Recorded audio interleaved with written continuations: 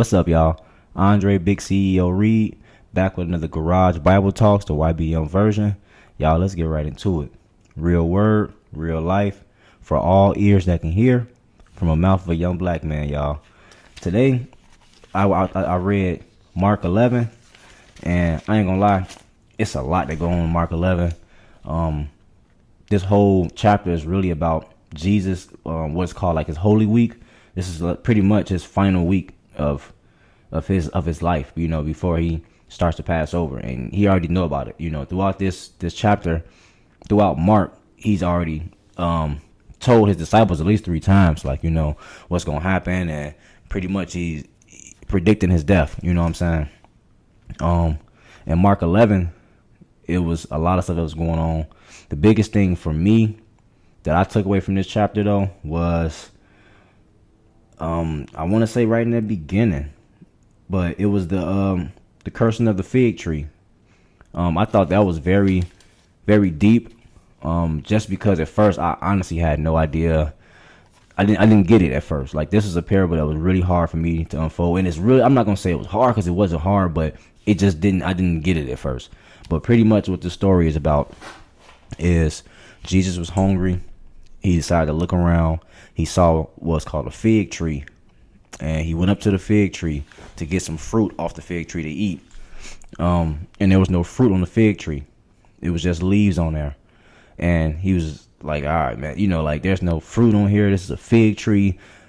How dare you be a fig tree with no fruit? And he cursed it. His disciples saw that, and the tree started to wither, and it just talks about how disciples see that the tree pretty much was dying after that. I didn't understand what that meant at first. I didn't get it. And what I got, though, from it is Jesus was comparing the fig tree to us, the Israelites, to people of religion, the people who follow God and his faith. He's really comparing us to that fig tree, because just like a fig tree, it's supposed to grow fruit. We are supposed to be people who is fruitful, people who is supposed to be just, following God's law. And specifically, he was talking about the ones who look of religious. He's talking about the ones who have on, or the look on the outside that you're a holy religious person, and you're empty for religious on the inside. And that's really what he was talking about. He was really cursing those people. And yeah, like, that's kind of what I got from it. The fig tree represents Israel, those that appear religious, and they don't bear any spiritual fruit. So a lot of us, and I'm putting myself a part of that, because I know for some reason my brain always be like them and people, but us, we're all a part of this together. A lot of times people in our own community, may look very religious and speak very highly of themselves and how they follow God and all the laws. And I mean, we can't see it, so it's not for us to judge, but God can see that there's a lot of those people out here that look the look, and they're empty spiritually. So just for me, that's all I got for today. I'm not gonna go too deep in this chapter today, but I just thought that was super important, because me personally, I don't want to look the part so good. That's not my job.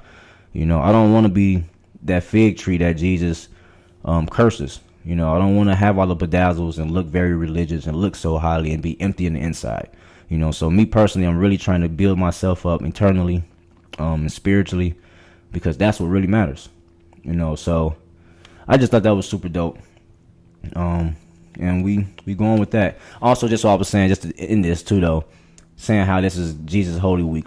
Towards the end of this as well, Jesus was he was talking to the higher laws, the higher religious priests, and they tried to challenge his authority, pretty much asking, like, where do you get this from? Who would authorize you to speak of this? And he asked him a question about John the Baptist.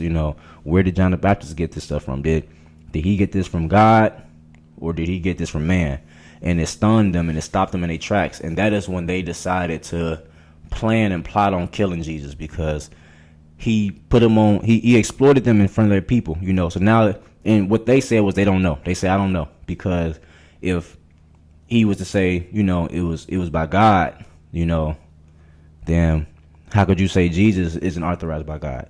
And then if they was to say it was by man, then it's like, or do you fear man? You know, so he put them in a hard place. He exploited them by trying to pretty much, because the priest pretty much tried to ask Jesus like who authorizes you to be or to say these things or to do, and so he like God, you know. But in other words, instead of him saying it like that, like John the Baptist, who told John the Baptist he can do these things?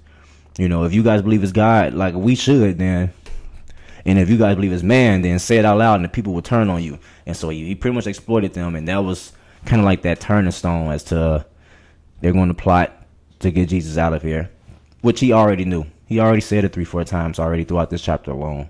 I'm not gonna make this video long. That's all I got this morning, y'all. Y'all stay blessed. Peace.